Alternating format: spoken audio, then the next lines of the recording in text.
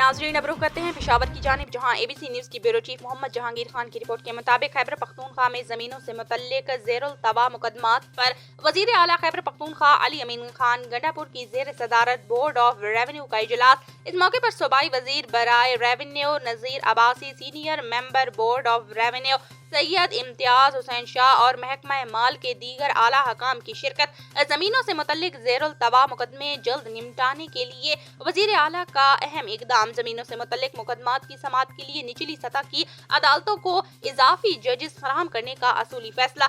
जिन अजला में जमीनों से मुतल्लिक मुकदमात ज्यादा हैं, वहाँ पर इजाफी जजेस तैनात किए जाएंगे। वजीर आला का कहना है कि इस मकसद के लिए महकमा कानून अदलिया की मशावरत से होमवर्क मुकम्मल करे। इजलास में जमीनों की मलकियती रकबों के मुस्तकिल बुनियादों पर तयन करने के लिए GIS टेक्नोलॉजी मुतारिफ करवाने का भी फैसला किया गया।